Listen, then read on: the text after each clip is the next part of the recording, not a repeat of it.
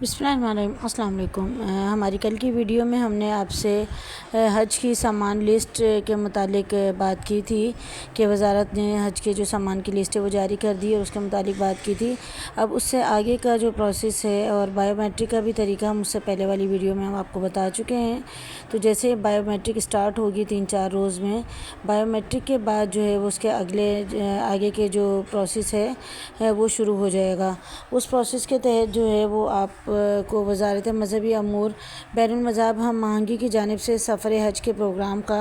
Message यानी कि SMS मौसूल होगा। नीज़ पाक हज ऐप के ज़रिए भी इन मालूमात की अपडेट्स मौसूल होती रहेंगी और इस मैसेज में बताई गई तफसीलात के मुताबिक परवाज़ से 2 दिन पहले यानी कि जब आपकी फ़्लाइट होगी तो उससे 2 दिन पहले आप अपनी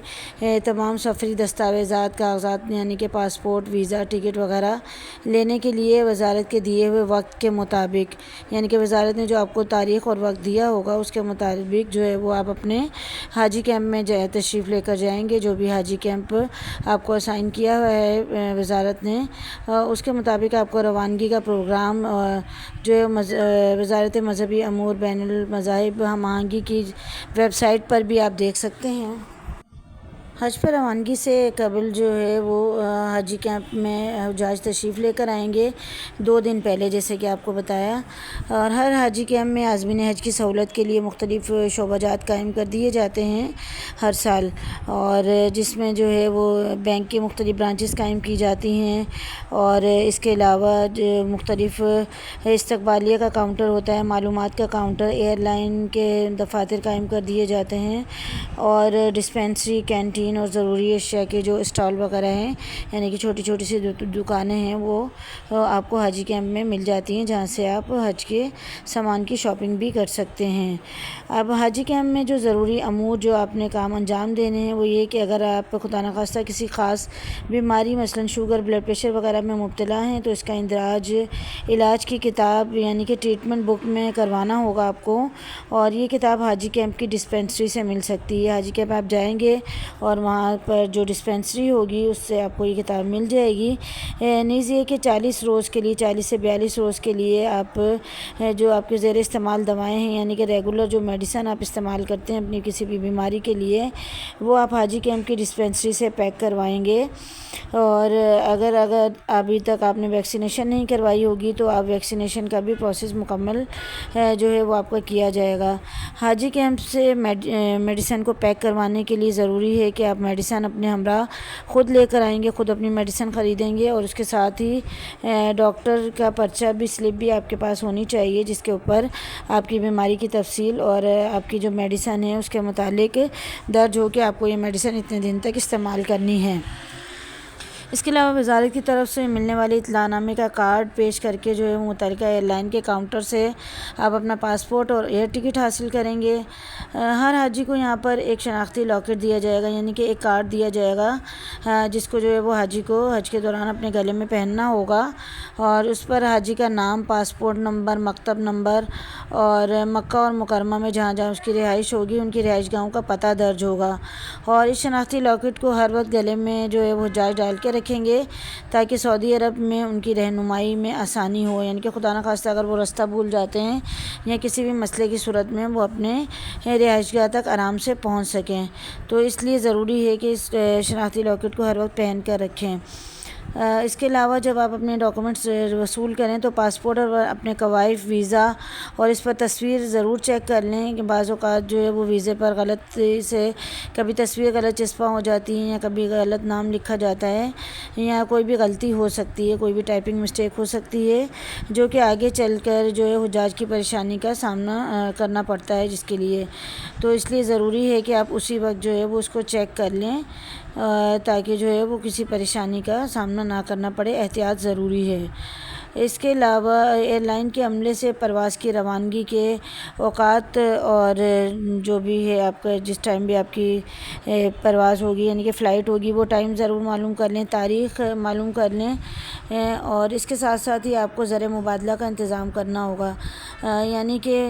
हज के दौरान वहाँ पर आपको जो पैसे ख़र्च करने हैं अपने रोज़मर्रा की ज़रूरियात को पूरी करने के लिए उसका इंतज़ाम करना होगा। आज़मीन हज को सऊदी अरब में क़याम के दौरान अखराजात के लिए ज़र मुबादला کا انتظام خود کرنا ہوگا، یعنی کہ پیکیج میں جو رقم دی گئی ہے اس کے علاوہ حجاج کرام کے پاس قیام کی مدت کے حساب سے ذرائع مبادلہ کی رقم سعودی ریال میں کم از کم 2000 ریال جو ہے وہ آپ کے پاس ہونی چاہیے سعودیہ جاتے وقت، اور کم از کم 2000 ریال ہو، اور یاد رکھیں کہ سعودی قوانین کے تحت 9500 ریال یعنی کہ 9500 ریال سے زائد رقم جو ہے وہ ساتھ لے کر جانا ممنوع ہے۔ اس سے زیادہ رقم آپ اپنے ساتھ سعودیہ میں نہیں لے جا سکتے ہیں، اور اگر آپ اس سے زیادہ رقم لے جانا چاہتے ہیں تو اس کے لیے پھر آپ کو جو ہے وہ ایئرپورٹ پر ڈکلیریشن فارم اپنا جو ہے وہ بتانا پڑے گا کہ آپ اتنی زیادہ رقم کیوں لے جانا چاہتے ہیں۔ دور دراز کے علاقوں سے سفر کرنے والے حجاج کرام حاجی کیمپ تشریف لاتے وقت سفر حج کا اپنا مکمل سامان ساتھ لے کر آئیں گے، جہاں ان کے لیے رہائش کی سہولت موجود رہے گی، جبکہ نزدیکی علاقوں کے عازمین حج جو حاجی کیمپ میں رہائش نہیں اختیار کرنا چاہتے وہ اپنے ضروری کاغذات، بینک رسید، اطلاع نامہ اور شناختی کارڈ کے ہمراہ حاجی کیمپ تشریف لائیں، جہاں پر آپ کی تربیت کا انتظام روزانہ کی بنیاد پر ہر نماز کے بعد مسجد اور ہال میں کیا جاتا ہے، یعنی کہ جو لوگ دور دراز علاقوں میں رہتے ہیں وہ اپنی پرواز سے 2 دن پہلے حاجی کیمپ میں آ کر رہائش اختیار کریں گے، اور وہاں سے جو ہے وہ ان کو ایئرپورٹ پر پہنچانے کا انتظام کیا جائے گا۔